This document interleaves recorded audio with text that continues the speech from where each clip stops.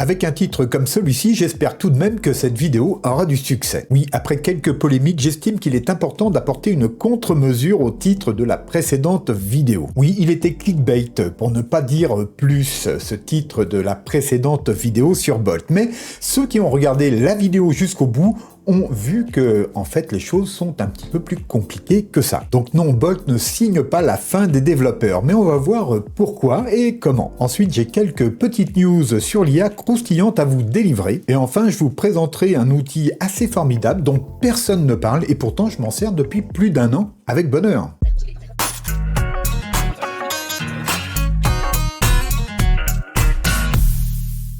Alors pourquoi est-ce que Bolt ne signe-t-il pas la fin des développeurs? Eh bien tout simplement, et c'est évident, il faudra toujours quelqu'un, du moins pour le moment, pour rentrer un prompt dans l'input texte. Plus sérieusement, et même si je le redis, un débutant peut parfaitement développer une application, une petite application, voire une moyenne application sans connaissance en codage, grâce à Bolt, eh bien la plupart du temps, pour des choses complexes ou tout simplement pour la logique, la structure, il convient de connaître un petit peu plus le développement. De même qu'avoir le vocabulaire des développements aidera grandement à arriver à ses objectifs. Nous pouvons également parler de l'expérience et de la logique, de la créativité du développeur.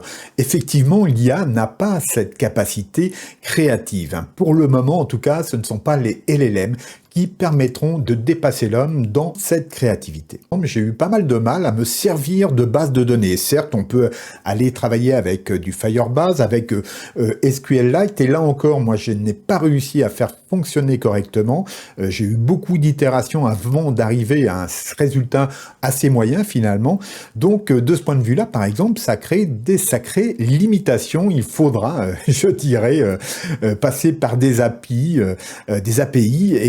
et des outils qu'on peut-être on aura à développer nous-mêmes. Pour continuer sur l'aspect technique, Bolt ne peut pas gérer tous les langages. Là, en JS, Node.js, etc., dans ce qu'ils appellent le web container, il n'y a pas de souci, il va créer le code et on va pouvoir le prévisualiser. Mais si on lui demande, par exemple, de développer une application justement avec PHP, une web app, eh bien, il va y avoir problème. Il pourra nous proposer des codes, mais en aucun cas nous offrir la prévisualisation. Donc, on sera obligé ensuite d'emmener les fichiers qu'il aura produits sur notre propre serveur, sur notre propre environnement de test. Donc, vous voyez, il y a quand même des limites qui font que ce n'est pas universel et qu'il y a toujours besoin de compétences pour certains langages. Donc, qu'on se rassure, les développeurs ont encore de beaux jours devant eux et surtout des outils qui vont largement leur faciliter le travail. Par ailleurs, eh bien, ceux qui ne sont pas codeurs peuvent quand même se frotter donc au développement d'applications grâce à de tels outils. Et ce qui est intéressant, c'est l'aspect pédagogique parce que, comme je vous l'ai dit, moi, je ne connais rien à Node.js ou quasiment rien. En tout cas, je ne le pratique pas assez pour en connaître les fondements et puis et les logiques internes. Et bien là, finalement, en ayant développé des petites applications, j'ai regardé un petit peu comment ça fonctionnait et finalement, j'ai un petit peu plus de connaissances déjà qu'avant-hier. Et ça, eh bien, c'est grâce à Bolt, si je puis dire, que j'y ai mis mon nez. Donc, je ne vois pas trop d'aspects négatifs à ce type d'outils. Il en existe d'autres, il y a Cursor, etc. Donc, moi, je dis, voilà, essayez ces outils et faites ce que vous en pourrez. Surtout, discutons-en dans les commentaires. Oui, et d'ailleurs, s'il y a bien quelqu'un qui nous facilite la vie pour la création de contenu sur le web, eh bien, c'est le sponsor de cette vidéo. Je veux parler de Hostinger. Et il y a une chose que j'ai apprise avec eux, c'est qu'ils s'intéressent vraiment à leurs clients et qu'ils font tout pour leur proposer le meilleur service qui leur convient, la preuve en images. Bonjour Vin. Bonjour à tous. Donc moi je suis Vin, je suis le directeur France Hostinger. En gros, je m'occupe de toute la stratégie d'implémentation de Hostinger, toute la stratégie marketing, communication, le business, enfin voilà, tout ce qui se passe, tout ce qui est Hostinger France, c'est sous ma responsabilité. Et on m'a dit une chose, Vin, c'est que tu interviewais régulièrement des clients. Ouais, j'interviewe toute l'équipe en fait, tous les employés de Hostinger. On interviewe des clients régulièrement puisqu'on aime bien avoir des retours de nos clients tout le temps, en permanence. Merci à toi Vince et merci Hostinger. À présent, je vais vous présenter ce qui selon moi est l'abonnement chez Hostinger qui propose le plus de fonctions à un prix très abordable. Surtout que là, ce sont les derniers tarifs du Black Friday. Je vous fais voir ça tout de suite. Oui, parce que je vous en avais déjà parlé des prix pré-Black Friday. Ils avaient été mis en place déjà il y a au moins 15 jours, 3 semaines, mais là, il y a encore une grosse baisse. Et comme vous pouvez le voir, l'offre démarre à 1,95 € par mois, plus 3 mois gratuits si vous prenez donc l'hébergement pendant 48 mois. Et ça, c'est donc une baisse de 85% par rapport au tarif plein. Donc, c'est vraiment génial. Alors, la première chose que je vais dire, c'est que Hostinger, c'est recommandé par WordPress.org, qui est un signe de qualité, surtout si vous envisagez de créer votre site web avec WordPress. Ne cherchez pas ailleurs. Je vous dis, c'est ce que j'utilise. C'est vraiment très simple et en même temps, si vous êtes un pro, un dev, eh bien, vous trouverez de quoi largement vous contenter également. Alors, qu'est-ce que l'on a dans ce plan business? Alors, bien sûr, vous aurez un nom de domaine gratuit. Vous pourrez y installer jusqu'à 100 sites web. Et puis, bien sûr, vous allez avoir des emails au nom de votre nom de domaine, de votre marque. Donc, tout ça, c'est compris. Mais en plus de ça, vous aurez accès au CDN, c'est-à-dire que votre site pourra être aussi rapide à l'étranger, à l'autre bout de la Terre. Ce ne sera pas un problème. De plus, il y a la totalité des outils IA qui vous seront donnés dans ce type d'hébergement business. Donc, c'est vraiment celui que je vous conseille. Alors, comment bénéficier de toutes les réductions grâce à mon code Johan? Très simplement, vous vous connectez ici sur hostinger.fr/Johan. Ensuite, vous sélectionnez ici, comme je vous le conseille, le plan business et vous cliquez ici. Ensuite, vous sélectionnez la durée de votre hébergement, c'est 48 mois pour obtenir la meilleure des tarifications. Vous pouvez voir que vous économisez 576 € donc sur 4 années et ensuite le prix sera de 7,99 € par mois. Et bien sûr, avec le code Johan, J-O-H-A-N, que vous allez rentrer ici, vous obtiendrez encore une réduction supplémentaire. Regardez bien. Hop! Et voilà, merci encore Hostinger, on reprend le cours de notre vidéo. Avant de passer aux news de l'IA, je vais vous parler de Bolt en local, parce que oui, Bolt c'est open source et il est tout à fait possible de l'installer sur votre propre bécane. Il faut savoir que Pinocchio a évidemment sorti son installateur et je vais vous en parler un petit peu plus à présent. Et oui, comme vous pouvez le voir, chez Pinocchio, vous pouvez installer directement Bolt ici en cliquant. Vous connaissez la procédure, sinon vous regardez les précédentes vidéos sur Pinocchio sur la chaîne ou ailleurs et ça se fait en quelques clics et généralement un peu de patience quand même, vous le savez.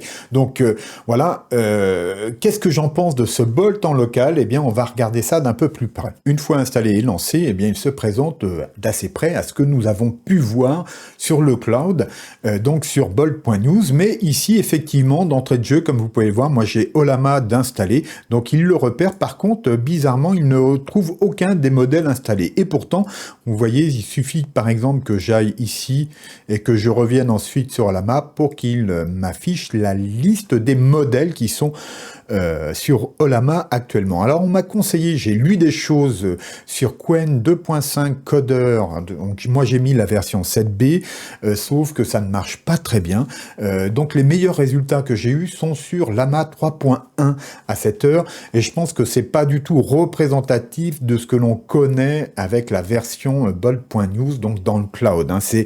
Pour moi, c'est très en dessous. En plus, là, je paye un petit peu mes lacunes en Node.js, etc. parce que visiblement, il me manque donc un environnement particulier, bien que ça soit installé sur ma bécane, mais voilà, je n'ai pas la prévisualisation et donc je ne peux me borner qu'à des petits, je dirais presque de la page web, puisque j'ai tenté d'autres choses, mais rien de ce que je n'ai pu développer ici n'a fonctionné. Donc je pense que le projet est un peu jeune et que surtout, moi, je manque d'informations et de compétences. Bon, donc je vous en reparlerai certainement plus longuement. Et surtout, si vous en servez en local et que ça marche super bien, partagez vos solutions, indiquez-moi voilà comment vous faites, comment pour que nous puissions nous aussi y arriver. Et puis bien passons aux news de l'IA. Oui, il faut que je vous dise, pour aider au développement de la chaîne, merci de cliquer ci-dessous sur le pouce vers le haut, de vous abonner si ce n'est pas encore fait et d'activer la cloche qui vous préviendra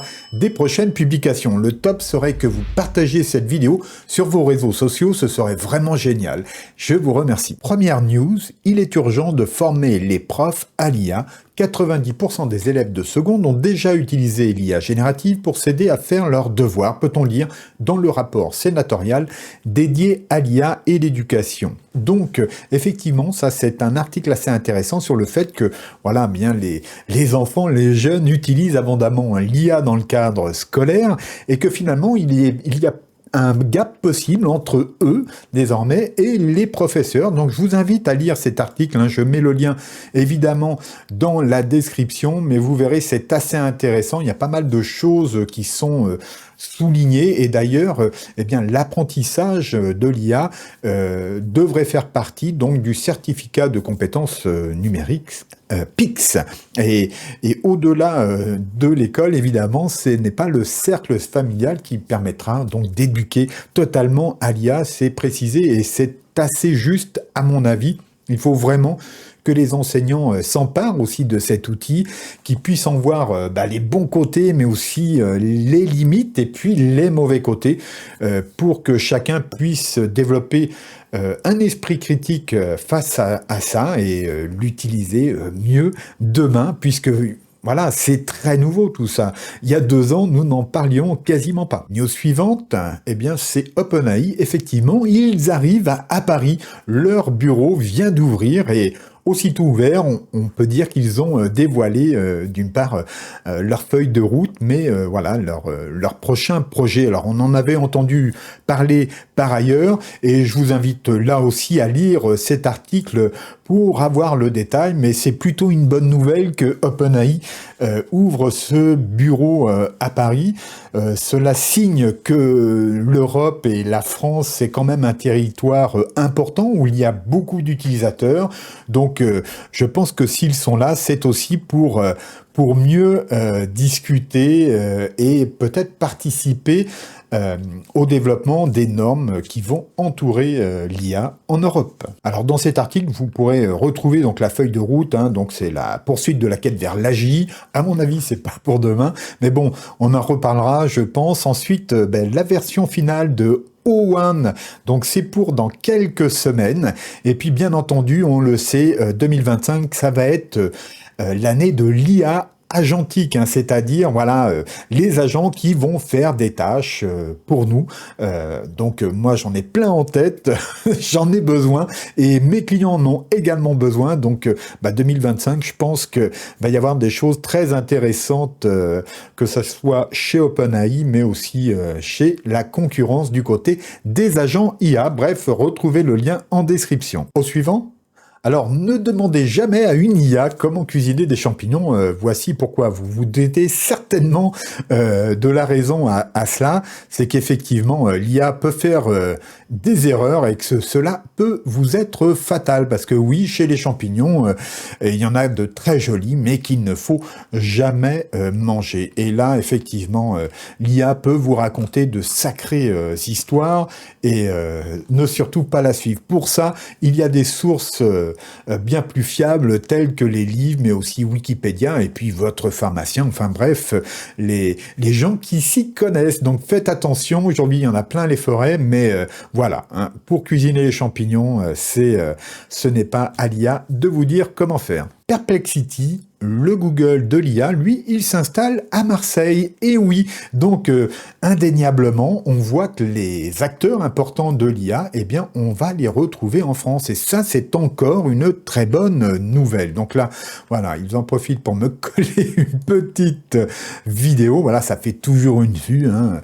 Voilà, ça gonfle bien les statistiques, ce genre de méthode. Et encore, là, c'est pas le pire, en quoi qu'elle s'affiche sur le côté. Enfin bref.